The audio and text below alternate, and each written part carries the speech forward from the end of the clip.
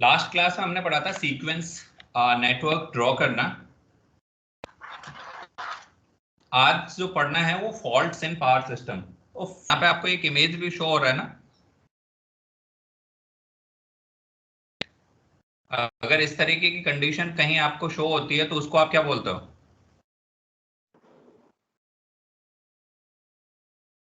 Sir high voltage current के short कहते circuit sir. हैं, शॉर्ट सर्किट। हाँ, ये कंडीशन शो हो रही है ना, इसको क्या बोलते हो आप?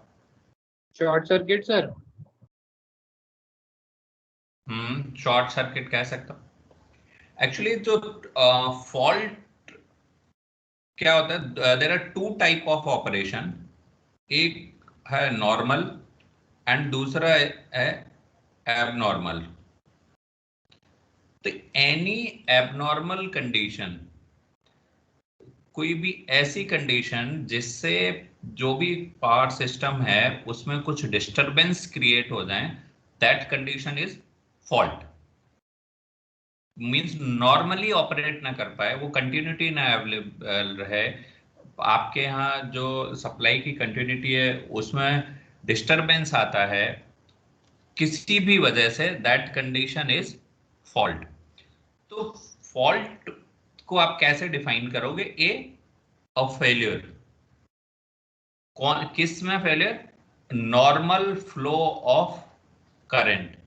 Normal flow of current means there is discontinuity in power supply, continuous नहीं हो रहा, किसी भी वजह से ब्रेक हो रहा है। रीजन क्या हो सकता है वो एक अलग पॉइंट है, वो क्यों होता है वो अभी हम और डिस्कशन करेंगे आगे।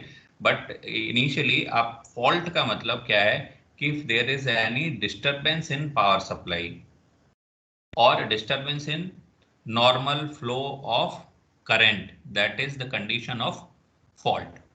अब जब ये फॉल्ट हो रहा है तो इसका मतलब क्या होगा? जब नॉर्मल फ्लो ऑफ करंट में या नॉर्मल सप्लाई में डिस्टरबेंस होगा, so it means there will be some abnormal change in current, voltage, frequency.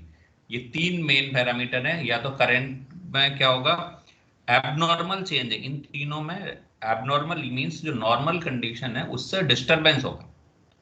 तो अगर एबनॉर्मल चेंज है तो भी हम कहेंगे या उसका मतलब भी ये है कि फॉल्ट हो रही है। तो जो ये फॉल्ट किस वजह से हो सकती है? एक इंसुलेशन फेलियर की वजह से, या फिर फ्लैश ओवर हो सकता है, या फिर लाइटनिंग हो सकती है। ये तीन अभी मेन जो है ना रीजन हमने यहाँ पे डिस्कस किए हैं। जब फॉल्ट होगी तो उस वजह से क्या होगा, heavy current flows in that part of circuit. जिस पर्टिकुलर पार्ट में फॉल्ट हो रहा है वहां पर जो करंट की वैल्यू है वो करंट क्या हो जाएगा, बहुत ज्यादा इंक्रीज हो जाएगा, बहुत ज्यादा इंक्रीज हो जाएगा। इसीलिए ये हम क्या कह रहे हैं यहाँ पर कि abnormal abnormal change in current, इसकी वैल्यू हाई हो जाएगी। जब करंट की वैल्यू हाई होगी so it may cause permanent damage to the equipment. जिस भी इक्विपमेंट जहां भी फॉल्ट हो रही है वहां पर जो भी इक्विपमेंट कनेक्टेड है दैट मे बी डैमेज्ड।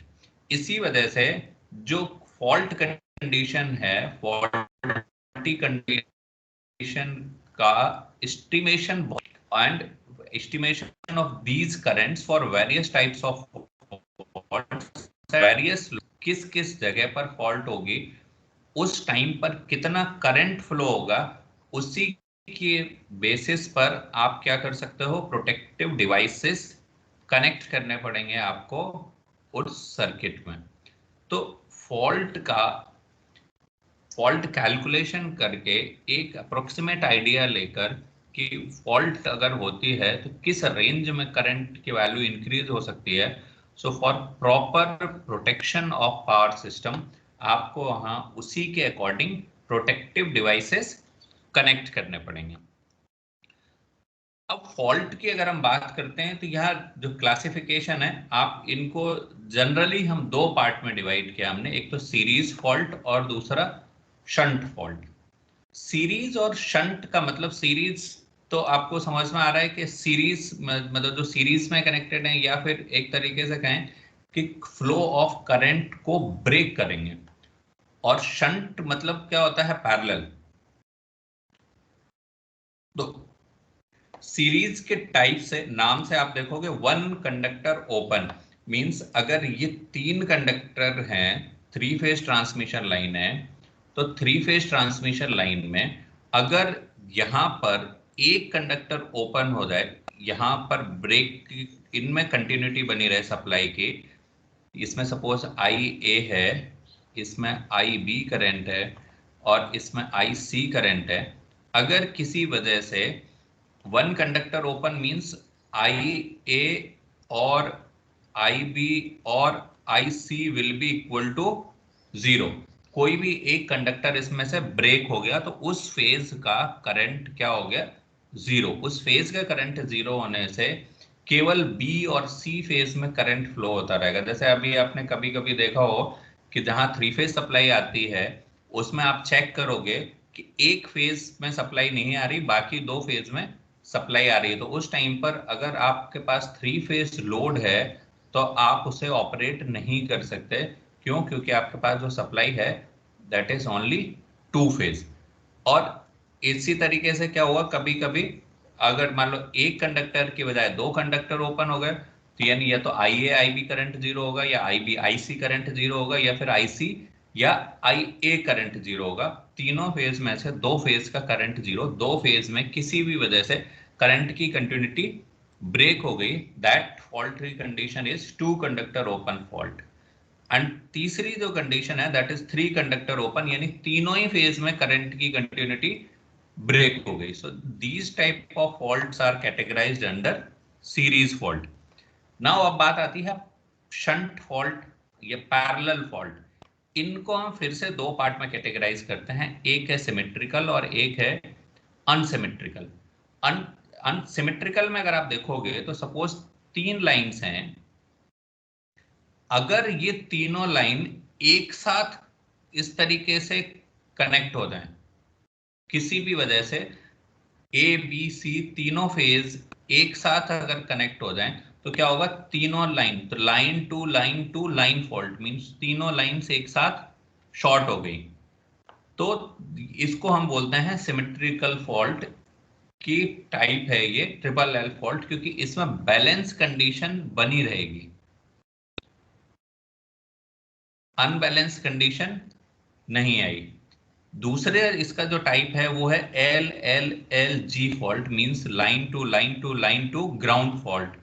इसके साथ अगर ये तीनों लाइन जो है ना यहाँ ग्राउंड से कनेक्ट हो जाएं, तो ये भी, इसमें भी क्या रहेगा, बैलेंस कंडीशन बनी रहेगी। तो बैलेंस कंडीशन बनी रहने की वजह से ये triple L fault and triple L G fault, these are categorized under symmetrical fault.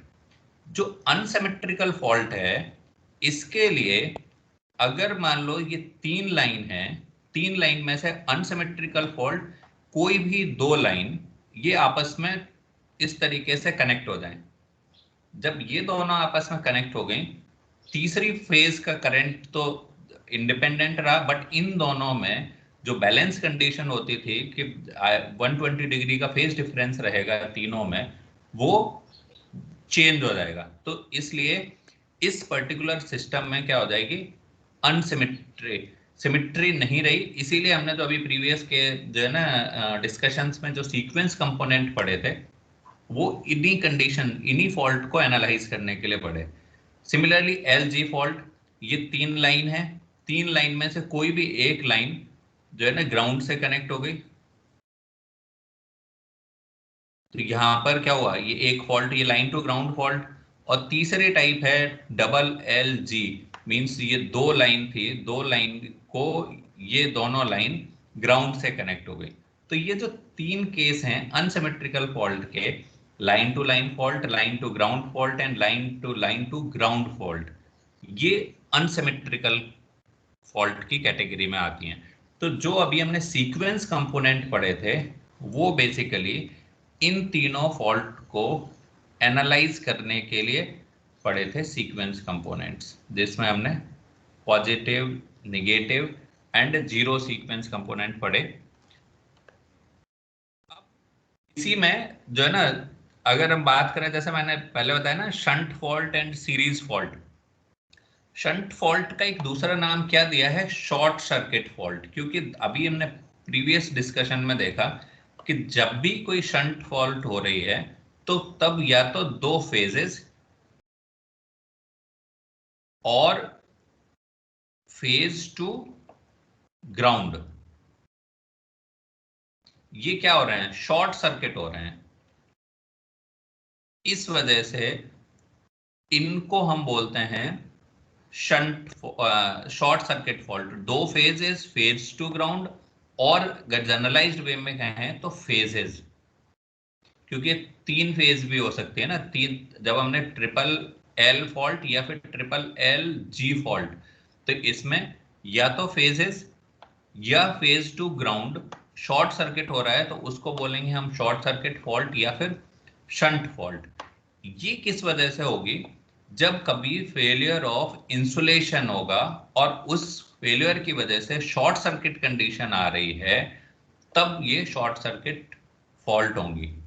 दूसरा ओपन सर्किट फॉल्ट है, जब कहीं जो करंट का कंडक्शन पाथ है उसमें फेलियर हो रहा है। क्योंकि जब आप सीरीज, वो ओपन सर्किट कब होगा, जब सपोज कीजिए कि यहाँ इस तरीके से है और यहाँ पर लगा है सर्किट ब्रेकर, तो ये जब ये सर्किट ब्रेकर ओपन हो जाए तो यहाँ से तो इनपुट जा रहा है, बट यहाँ पर आपको आउटपुट नहीं मिलेगा रिसीविंग एंड पर। सपोज ये सेंडिंग एंड है और ये रिसीविंग एंड है, तो अब क्या हुआ, यहाँ पर there is discontinuity of current due to opening of this circuit breaker। तो जब कभी कंडक्शन, करंट के कंडक्शन पाथ में ऑब्स्टेकल आता है या फिर फेलियर होता है, उस टाइम पर ओपन सर्किट फॉल्ट होती हैं, या फिर इसको दूसरा और क्या हमने बोला, सीरीज फॉल्ट।